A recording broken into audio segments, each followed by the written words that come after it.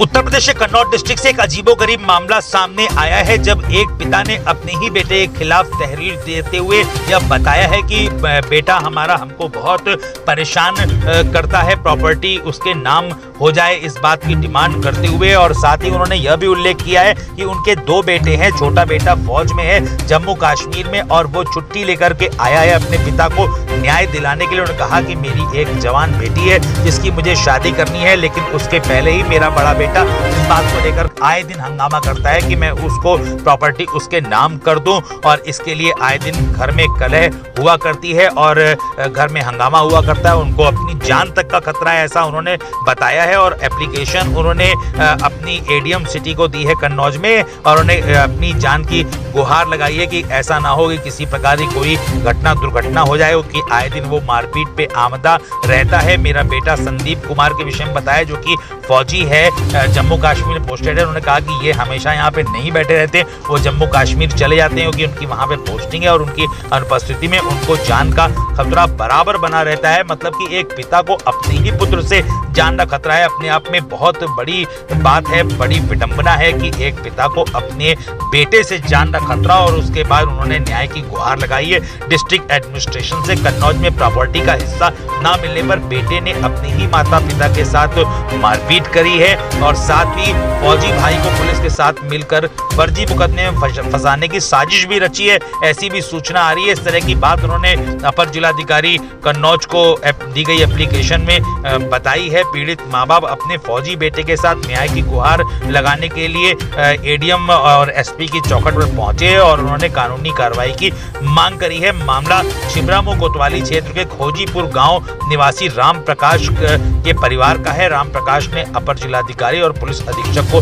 शिकायती पत्र दिया। उन्होंने कहा है कि उनका बड़ा बेटा विनय कुमार अपनी पत्नी रिंकी के साथ प्रॉपर्टी में हिस्सा मांगने को लेकर के आए दिन गाली गलौज करता है। छोटा बेटा आर्मी में है, वो हर वक्त नहीं रहता है, उनको जान का बराबर खतरा अपने बड़े बेटे से बना हुआ है। और उन्होंने कहा है कि क्षेत्रीय दरोगा भी हमारे बड़े बेटे से मिला हुआ है, उसके कोई भी अज्ञात कारण हो सकते हैं, लेकिन उनको बराबर जान का खतरा है। उनकी अभी उन्होंने प्रॉपर्टी अपने बेटे के नाम पे नहीं करी और इसी डिमांड के चलते उनका बड़ा बेटा विनय आए दिन हंगामा किया करता है। और उन्होंने इस बात के लिए न्याय की गुहार लगाई है कि किसी प्रकार की कोई भी साजिश रच करके क्षेत्रीय दरोगा के साथ मिलकर मेरा बड़ा बेटा मुझे फर्जी मुकदमे में फंसा भी सकता है। उन्होंने कहा है कि एडीएम सिटी इस बात की जांच कराएं पुलिस विभाग के द्वारा, जिससे सारी सच्चाई सामने आ सके कि किस प्रकार इस उम्र में बुजुर्ग माँ बाप को उनका बेटा महज प्रॉपर्टी अपने नाम कराने के कारण आए दिन परेशान करता रहता है।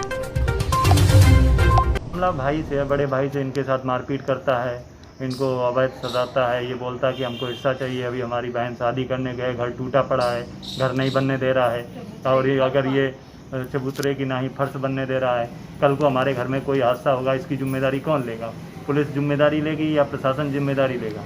कल को इनके साथ घर में घुस के जो पारिवारिक लोग हैं और भाई ने उनके साथ मिलकर उनकी आत्महत्या कर दी, तो उसकी जिम्मेदारी कौन लेगा? जब हमारी सुनवाई नहीं होगी कहीं, तो किस पे कार्रवाई होगी? अब हम अपना घर देखें या देश देखें, हम तो बहुत, और जम्मू कश्मीर में पोस्टेड है, वहाँ से बार बार छुट्टी मिलना भी मुमकिन नहीं है। ऐसे में हम कहाँ जाएं, क्या करें, कुछ समझ में नहीं आता। इसलिए आज डीएम साहब के पास मिलने के लिए आया था, उनको सूचना, डीएम साहब भी नहीं मिले, एडीएम साहब मिले हैं, उनको अपना जो भी था उनको अपनी सूचना दी, उनको अवगत कराया है। क्या आश्वासन दिया? अब देखो आगे एसडीएम साहब के लिए, एसडीएम छिबरामऊ तहसील के लिए लिखा है, अब देखो साहब क्या करते हैं। आप कितने दिनों से बराबर चक्कर लगा रहे हैं? हम काफ़ी, माता पिता तो काफ़ी दिनों से, आज कम से कम हो गए 4-5 महीने से ये चक्कर लगा रहे हैं। हम तो अभी आए हुए हैं, इनकी समस्या सुन, जब कहीं नहीं सुनवाई हुआ तो मैं बोला चलो मैं भी एक बार साहब से मिलके अपनी परेशानी को अवगत कराता हूँ, कि देखता हूँ आगे क्या सुनवाई का, अगर न्याय होगा तो न्याय मिलेगा, वरना फिर जो होगा ऊपर वाला वो जो करेगा वही होगा। कहाँ पर आए हुए? मैं सर जिला मजिस्ट्रेट के यहाँ सर आया हूँ, डीएम साहब के यहाँ अपनी शिकायत देने के लिए कि हमारे माता पिता जो हैं वृद्ध, उनकी कोई सुनवाई नहीं हो रही थी, तो उनकी तरफ से और उनसे मिलने के लिए, उनको अपनी समस्या के बारे में अवगत कराने के लिए आया था। पुलिस जो है हमारे साथ में कोई न्याय नहीं कर रही है। माता पिता की जो भी एप्लीकेशनें होती हैं उनको ना ही कोई सुनवाई होती, और उन पर वही रिपोर्ट लगा के, वही बार बार रिपोर्ट लगा के और भेज देती है। और ये बोलती है उनकी तरफ से कि अगर हमारे पास कोई कार्रवाई, इनको जाना है जहाँ जाने दो, जो भी कार्रवाई होगी हम रिपोर्ट तो हम ही लगाएंगे ना, तो हम लगा के भेज देंगे। तो ऐसे में साहब हम किसके पास जाएं, क्या करें, क्या किसको क्या बोलें जाके। दूसरी चीज़, हम घर देखें या देश देखें। हम एक तरफ देश अगर देखेंगे तो घर हमारा कौन देखेगा। घर देखने की जिनकी जिम्मेदारी है वो अपनी सही से ड्यूटी नहीं कर रहे हैं। तो ऐसे में क्या किया जाए, किसके पास है, कौन क्या करेगा। मेरा नाम रामदास। रामदास, कलेक्ट्रेट क्यों आए हो, पूरा मामला क्या है? ऐसा है सर, हम बहुत पीड़ित हैं।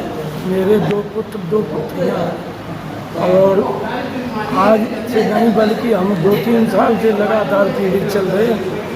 पिछली वर्षों में मेरा छोटा बेटा आया तो हमने उनसे कहा हमें थोड़ा मकान बनवा दीजिए, रहने के लिए तो है, लेकिन रिश्तेदारों वगैरह को नहीं था। तो वो रिश्तेदारों को जो है बनाने के लिए जब हमने ईंट गिट्टी बेटे से डलवाई और डलवाने के बाद में जब नींव खुदवाई तो एक नीम आ रहा था उसमें मकान की नींव में। तो उस नीम को कटवाने के लिए सभी लोगों की सहमति से कटने के लिए आया और कटवाया। उसके लिए हमने पुलिस और वन विभाग से भी परमिशन लेना चाहिए और उन्होंने तब ये कहा कि आपका काम हो जाए, आप कटवा दीजिए, कोई दिक्कत नहीं होगी। तो साहब हम उसको कटवाने के लिए जब लाए लोगों को तो हमारे भाइयों ने और हमारे लड़के ने पुलिस बुला दी और पुलिस बुला के उसने इनको अधूरा कटा हुआ रुकवा दिया। जब तो वो साहब 1-1.5 साल खड़ा रहा, कटा अधूरा कटा। और जब 10 मई को तूफान आया 2020 में तो उसी वो नीम जो है हमारे मकान की बाउंड्री वाल और किचन वगैरह सब तोड़ के और बैठ गया। तो ये कौन पीड़ित कर रहा है आपको? मेरा बेटा और मेरे भतीजे। तो इसकी शिकायत आपने कोतवाली में की थी कभी? कोतवाली में की, सीओ साहब क्षेत्राधिकारी महोदय से की, SDM साहब से की, लेकिन साहब आज तक हमारा कोई न्याय नहीं मिला। मकान बन जाए, हम अमन चंद रहे, हमको पीड़ित न किया जाए, हम यही चाहते हैं। जैसे एक बात सामने आ रही है कि आपने अपने ही बेटे को बेदखल कर चुके हैं ज़मीन से, उसके बावजूद आपको परेशान कर रहा है बराबर। बेदखल क्या, मजबूरन किया। जब मारता पीटता, गाली देता है, बेइज्जत करता है तो फिर और क्या करें। बेदखल करने के बावजूद भी आपका मकान नहीं बनने दे रहा? बेदखल करने के बावजूद नहीं बने। पुलिस कोई सहयोग नहीं कर रही है। पुलिस जो है हमारे हमको धमकियाँ दे जाती है। पुलिस ने आपके ऊपर मुकदमा भी किया कोई? पुलिस ने हमारे ऊपर 116 का भी कार्रवाई की है, जिसके कल मैंने उसके संबंध में की है। किस लिए? वो इसी पर्पज से की है, बंटवारे के साथ कि बंटवारा क्यों नहीं करते। दोनों लोगों पर की एक तरफा की कार्रवाई? दोनों तरफ कार्रवाई दोनों लोगों की एक तरफा? कार्रवाई दोनों तरफ से। उसका भी नाम है, हमारा भी नाम है और हमारे वो है सेना में उसको धमकी देते कि आएगा तब उसको बताइए। सेना में बेटा उसे भी फंसाने की धमकी देते हैं? बताने के चक्कर में क्यों।